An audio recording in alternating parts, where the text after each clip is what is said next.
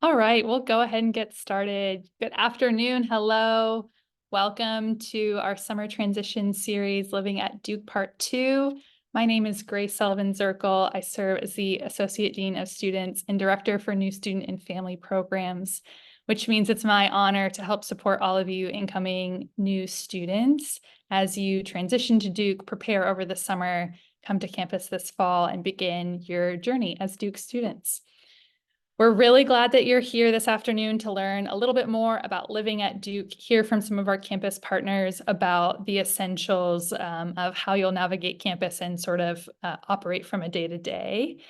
In a minute, I'm going to have our panelists introduce themselves, but I'm going to go over a few housekeeping items before we do that.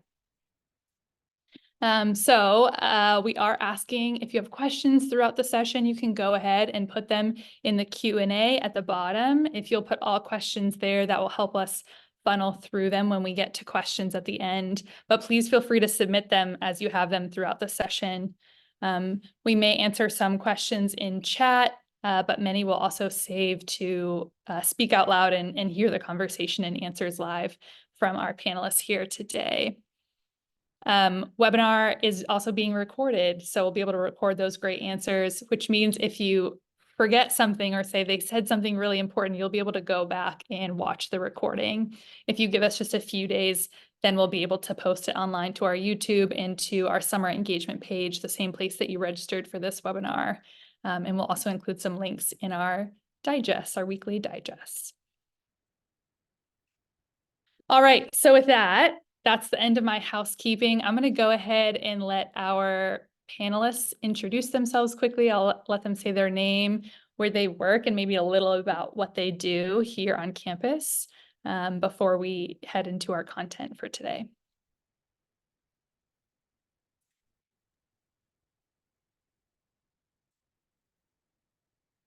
Grayson, do you want to go first? Hi, everyone, and welcome. Congratulations. And we look forward to seeing you in the fall. My name is Grace, and I'm the program director for Duke Dining. Hello, everyone. My name is Debbie DiUlia. I'm here from DukeCard in the Office of Information Technology, and we'll be talking a little bit about how you are going to get started with your DukeCard. Hey everyone, I'm Sam Naeem. I'm with the IT Security Office, also known as ITSO. I work on any day-to-day tickets that come in or reports that come in from students, staff, faculty. I'm also the awareness lead, so you'll see me out on tabling events on campus. So looking forward to seeing you all. Hi, good afternoon, everyone. My name is Tanisha Hamrick. I'm the Duke University OIT Service Desk Manager. My team will support all of your IT needs throughout your tenure here at Duke. And congratulations and welcome aboard. Thank y'all so much. All right, Duke Dining, I'm going to kick it over to you to spend a few minutes talking about what you do in more depth. Thanks, Grayson. Thanks, Grace. So I'll just go over quickly the first year dining plan. So all first year students are required to be on dining plan I when they come to Duke for their first year. It is broken down into 14 meals per week. So that's 5 breakfast meals, 7 dinner meals, and 2 brunch meals. The breakfast meals are Monday through Friday, and the brunch meals are Saturday and Sunday. A marketplace, which is where you will be dining at as part of your first year experience, is located on East Campus on the East Campus living area, and for the first year students. And breakfast at Marketplace is open every day, Monday through Friday from 7:30 a.m. to 11 a.m.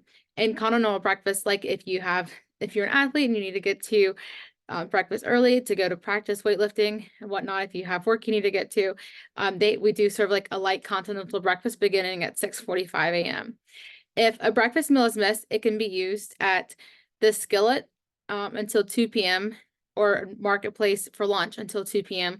or at Trinity Cafe until noon. Marketplace dinner is Monday through Sunday, 7 days a week, 5 p.m. to 9 p.m. If a dinner is missed, you can use it in place of your equivalency at Trinity Cafe from 4:30 p.m. till close, or at the Freeman Center from 4:30 to 7:30 p.m. Brunch meals are Saturday and Sunday only from 10 a.m. to 2:30 p.m. and equivalencies cannot be used for a missed brunch meal. For your first year board plan, you get 946 food points for the semester, per each semester, so fall and spring. And they do carry over from fall to spring, but at the end of the spring semester, any food points remaining on your account are forfeited. The food points have meals that may not be covered. For example, for lunch, you can use your food points for lunch if you would like to, or if you missed your breakfast, you can always use your equivalency instead, so you can save your food points. And one food point is equivalent to $1 and can be used at any Duke dining location on campus, merchants on points, and food trucks. We'd also like to use this opportunity to share with you some of the resources that we have available to navigate Duke dining options. And I will put a link in the chat to our website and to Net Nutrition. And this, our Duke dining page is very resourceful in the fact that it has all of the vendor information, all of our locations, our hours, our menus, and any allergen information. Students with severe life-threatening dietary needs, food allergies, or any specific clinician diagnosed conditions that need ADA consideration should file with the Duke Student Disability Access Office to review and to modify reasonable dining accommodations. So please contact SDA for any of those requests. And as always, we are happy to work with you and accommodate you if you have any dietary restrictions or preferences. And that's all about dining. Thank you.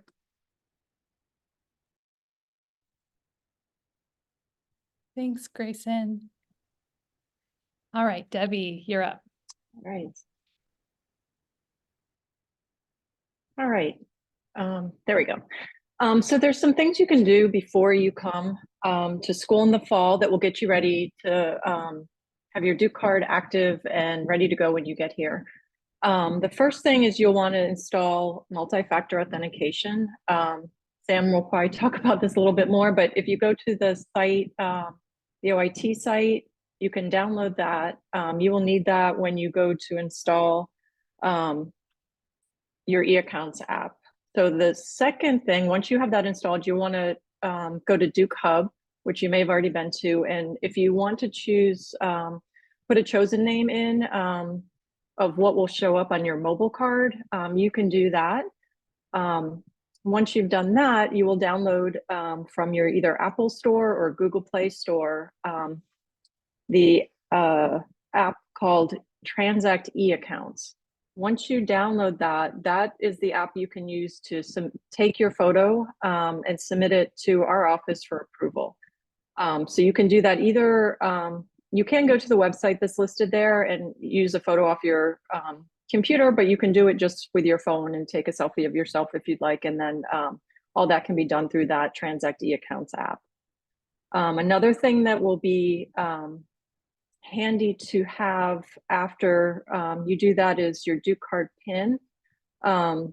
You'll use that for either for some of the dorm rooms have Wi-Fi locks, and you'll need that PIN to get into your room, or some of the, when you do a order from what's called Merchants on Point, you will also have to use that PIN when you have food delivered.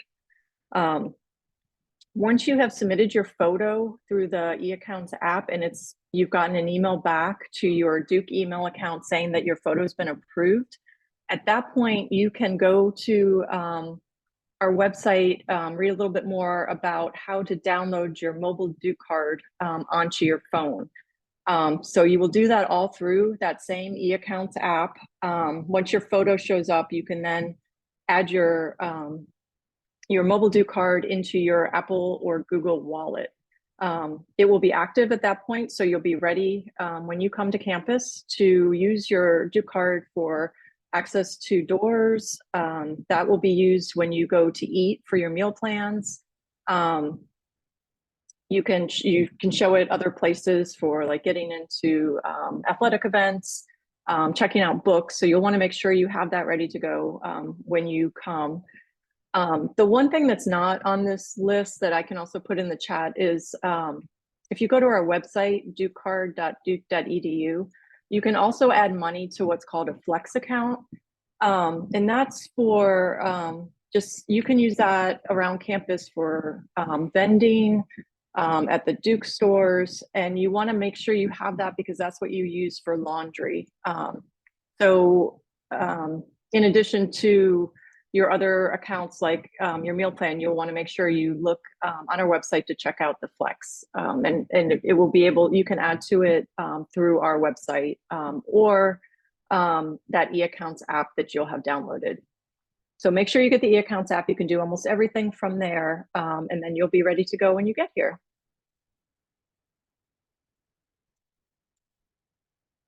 Thanks, Debbie. I appreciate it. Yeah. All right, we're going to hand it over to the Office of Information Technology and IT Security. Go ahead, Sam. Awesome. Thank you, Grace.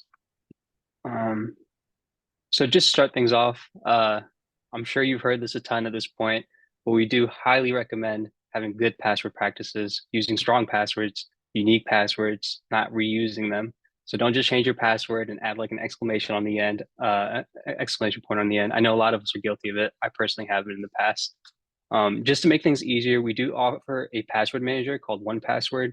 It is free. We do pay for a license so that we can make sure that it is free for our students.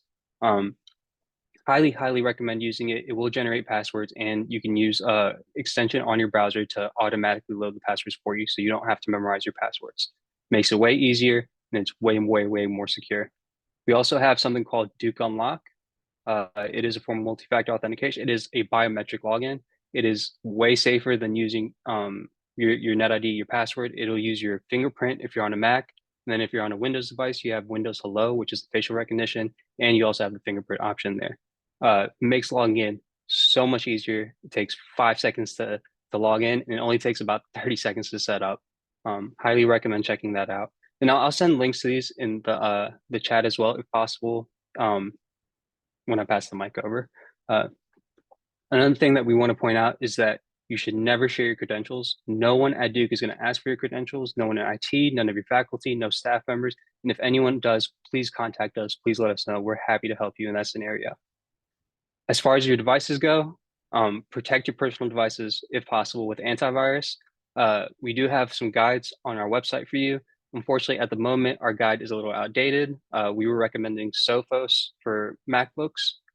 That is no longer a free product, but we do have other options. And by the time you guys are here next semester, we'll have the website and the guide updated. And for Windows devices, it comes with Windows Defender.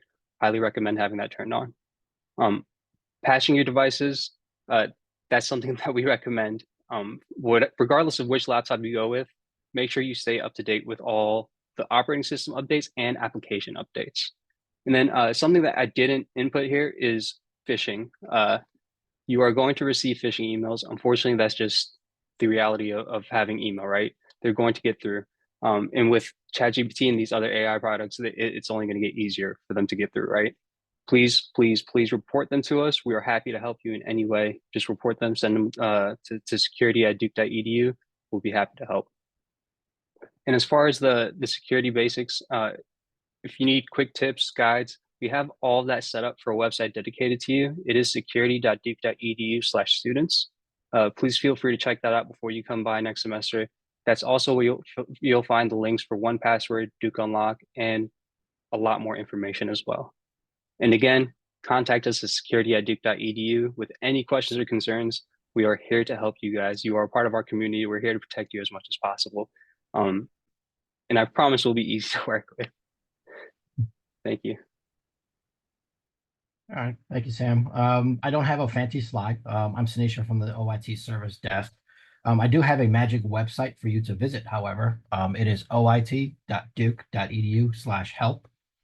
That page will have all the information to contact us. We do work from Sunday at 3 p.m. to Friday at 5 p.m. So we're available 24/7 throughout that period and some Sunday until the afternoon on Friday. My team will help with password resets. Can't log into Canvas, can't log into, well, Sakai will be gone by then, but if you're in the summer, maybe a little bit of Sakai left over. We'll help you with your computer repairs.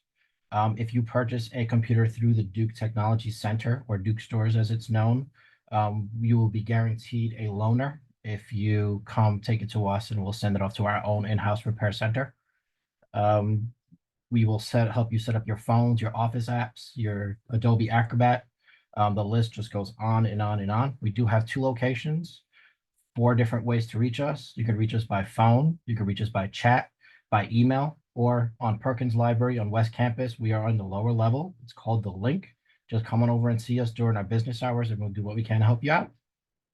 Thank you.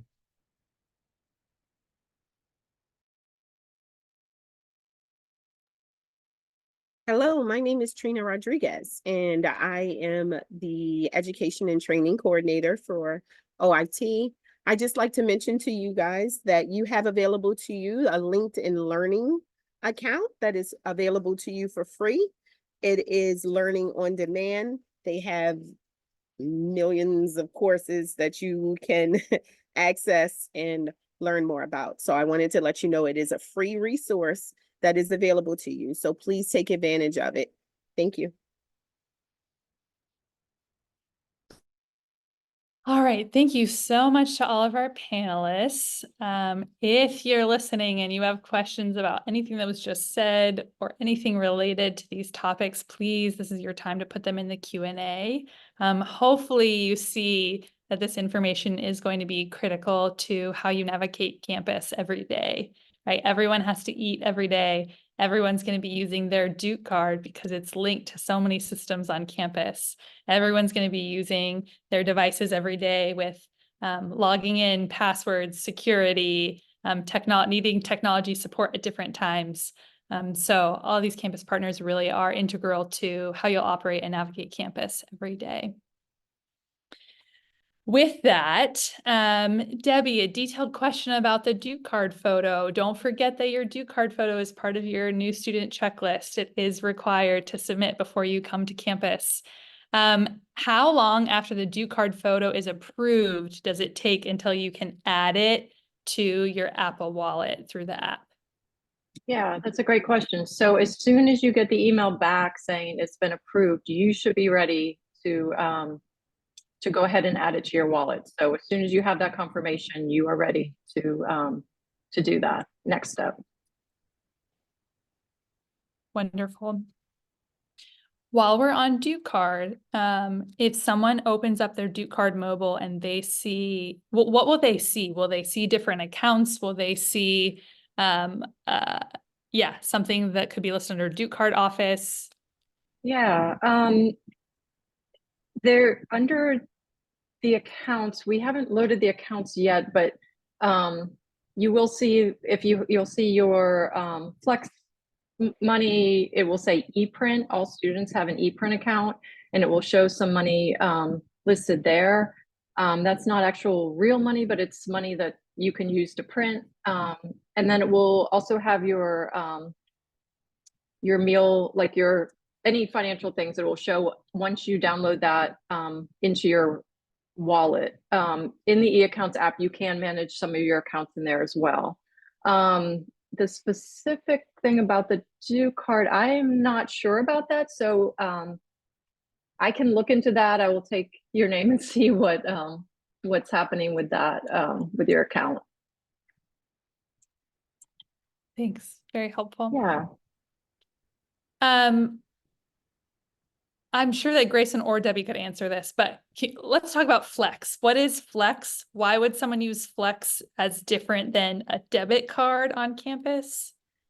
Yeah, Flex is very much like a debit card.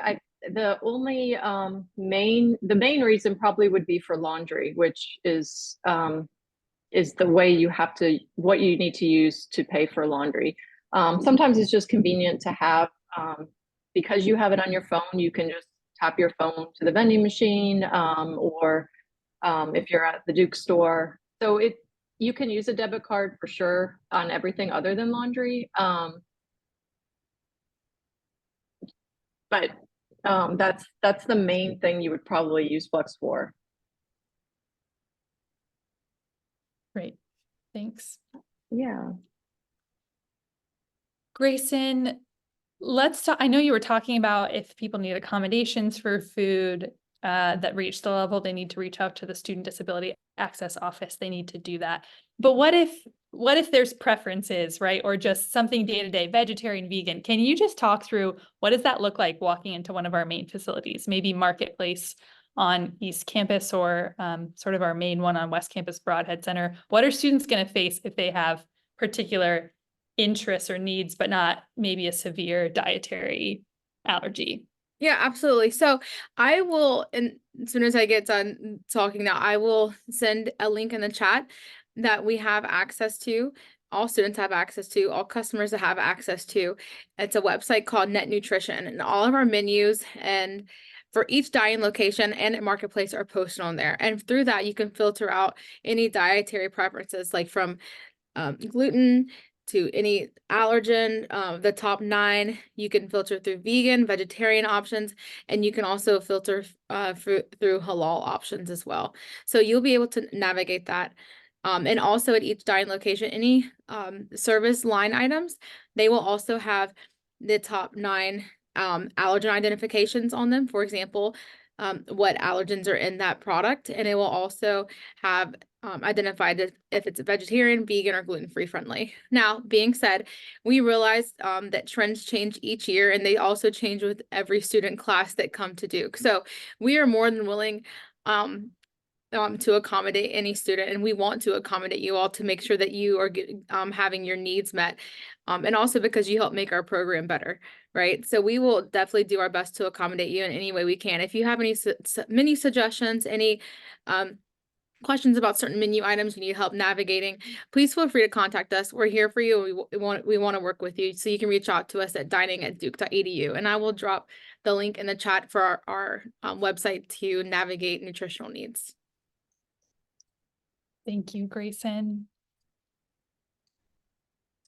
All right. More food point questions, Grayson. I know you just were going to write that in the chat. Can you talk about, there's a few questions about the 946 food points. So is Flex attached to those? And can you explain how students use the 946 food points? Are they using that at Marketplace? Or are they using that at other dining locations? Yeah. Break that down again. What does that actually look like Yeah. from a first-year student using those on a day-to-day basis? So 946 food points is meant to supplement your lunch meals during the week.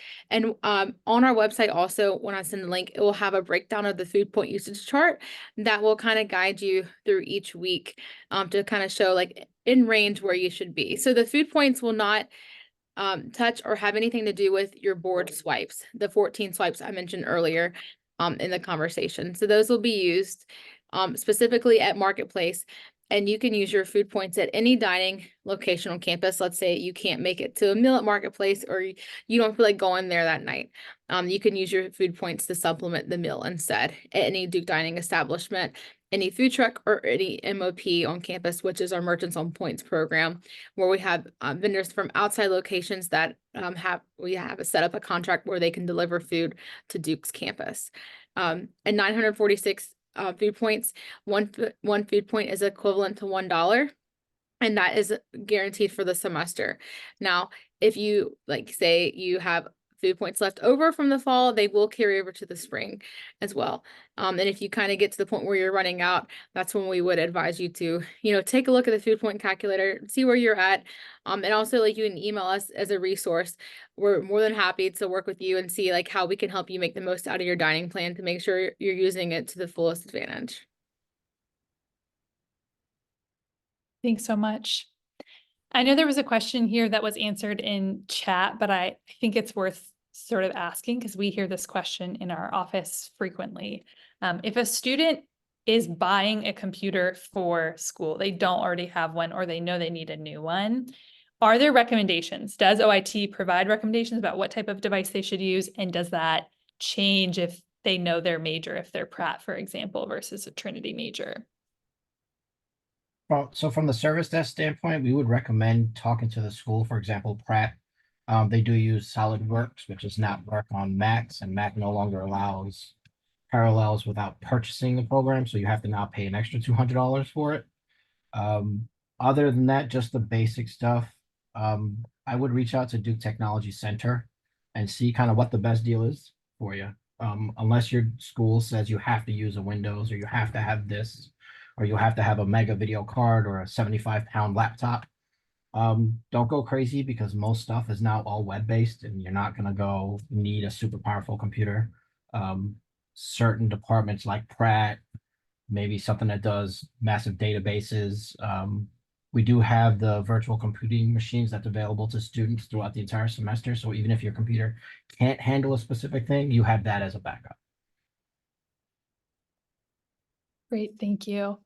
And for those of us that may be less technologically inclined, if someone's buying a new computer or just wants to get everything set up as much as possible, can they come to the service desk when they arrive, get some support in doing that? Absolutely. We will actually be in Brody on moving day. Last year, we assisted 200 computers with students to get them all set up right then and there.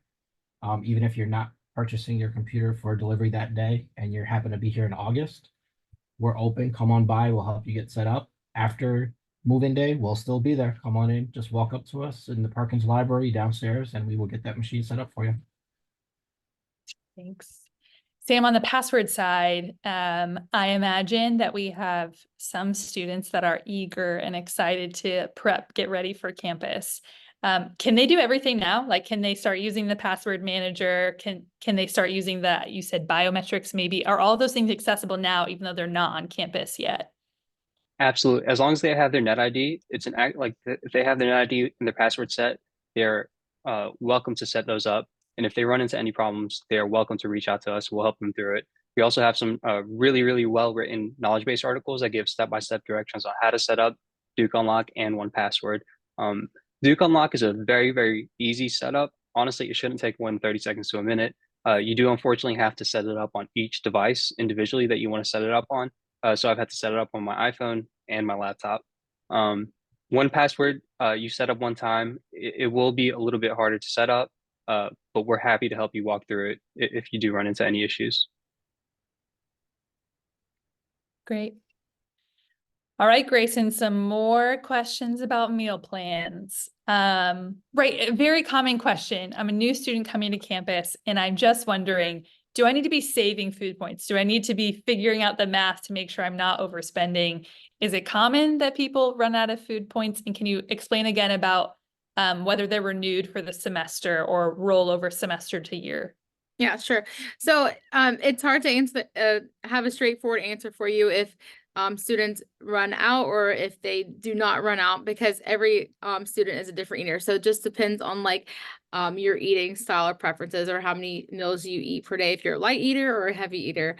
But being said, I forgot the question. What was the question? Is it easy to run out of food points? I think you've addressed that. Yeah. But what about do they roll over? When do they roll over? When do they not roll over? Okay, yeah. Okay. With that said, we do have a food point usage chart, and we will you can find all those resources on our Duke Dining page. And in that food point usage chart, you should be able to like look through that and kind of see where you are through the semester. And we will send out reminders also saying, you know, if you're on plan I, the first year dining plan, this is about where you should be with your food point spending. And food points, they do roll over from fall semester to spring semester, but they are forfeited and they will no longer be on your account at the end of the academic term, which is at the end of the spring semester. All right, I got more for you. The continuation is, let's say a student runs out of food points. I know students ask this question, sometimes their families ask this question, or it's a conversation between the student and the family. Should they add more food points? Should they add flex? Is there a benefit one way or the other? Or just using a credit card or debit card? Yeah.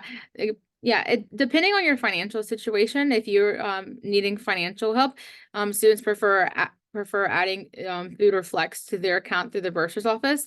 Or if you do not need financial assistance, then you can use your debit or credit card. But our dining locations take any form of payment.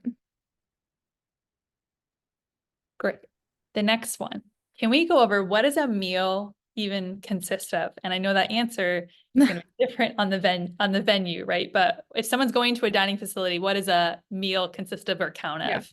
So the marketplace where the 14 sites will be used at is an all you care to eat dining facility for breakfast and dinner and brunch on the weekends. For lunch, if you're still on East Campus and you want to eat lunch at Marketplace, it does transition into a retail location, meaning everything is a la carte, and you will use your food points for lunch on Marketplace if you choose to stay there. Or you could go to West and eat at any of our retail establishments. I like to kind of explain our retail establishments are set up, especially in the Broadhead Center, like you're at the mall at a food court.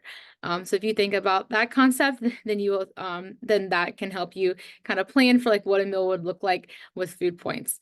In that venue, we have two franchises that are on West Campus overall through Duke Dining, which is Panera and McDonald's.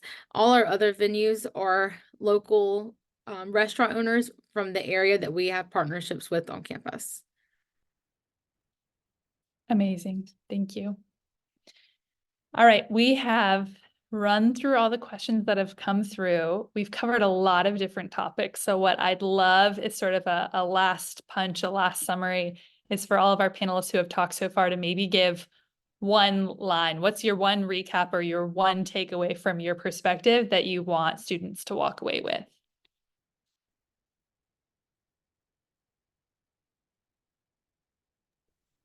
Let's start with Sam. Let's go in a different order. Thanks, Grace. The one takeaway is the more layers you have to protect your account, the safer you're going to be. So the more measures you take, like setting up 1Password, setting up Duke Unlock, having antivirus, the safer you're going to be. So please take the time. Any career path that you take at this point, for the most part, is going to be interlocked with tech, right? So this is something that is a necessity at this point, and it's not just your Duke account. Please do take care of your personal accounts too. This all that I'm saying applies to everything. Going forward, once you're out of Duke as well, it's not just your time at Duke. So please take it seriously. I know I sound like a broken record when I say all these things, but it is very important. And thank you again for your time. Nisha, do you want to go next? Hi. Yeah, sure. Thanks, Grace. One, we're here for you. Don't freak out. I know this is stressful, like very stressful. Hey, my camera finally turned on. Look at that. If you have any tech questions, just call us and ask us. We're going to keep it as simple. We love the KISS method here. As simple as we possibly can, whether you're a parent calling to help your student, whether you're just student calling themselves, just let us know what you need, and we will give you the best answer we can give you. And if it's something that we can't do for you, we will guarantee to get you to someone who can help you out with whatever the issue is. All right, Debbie. Yeah, I would just suggest try to do as much as you can before you get to school. So download e-accounts, submit your photo, make sure it gets approved, watch for that email to say it was approved, and then download your mobile into your smartphone wallet so that you're ready when you get here. That will make it just so much faster for you and less stressful. And if you have questions while you're doing that, please let us know. Just like Sanisha said, you can reach out to the OIT service desk. You can reach out to the DukeCard office. If you have questions with your DukeCard, feel free to email us or call us. All of our information is on that website that I put in the chat. All right, Grayson, bring us home.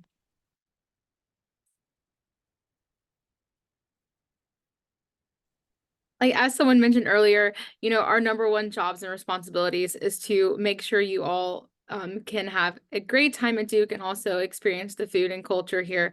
So if you have any suggestions or if you'd like to be part of our Duke Dining Advisory Board Committee, please send us an email, and we want to hear from you. We'd be happy to sit down and talk to you. And we'd love feedback. So please provide us with any feedback as well. Thank you. All right, I just want to say thank you again to our partners today. information technology, IT security, dining, DukeCard. We couldn't do what we do without you. Thank you for all you're doing to prepare for our incoming class. To all of our students, we can't wait to welcome you to campus. Hope you'll digest this information. Keep working through the Blue Book, keep working through your tasks and your checklists, and we'll make sure that you have the needed information to be prepared to arrive on campus this fall. In the chat right now is the remainder of our schedule for our summer transition series. We hope that we'll see you at some of our next webinars so you can keep learning and hearing from all the amazing campus partners who, like the folks here, are eagerly waiting on campus to welcome you here in August. Again, this is being recorded. We'll have the webinar recording up at that same STS schedule link in a few days, so you can rewatch and continue absorbing all this information. Thanks so much for joining us and have a great night. Bye.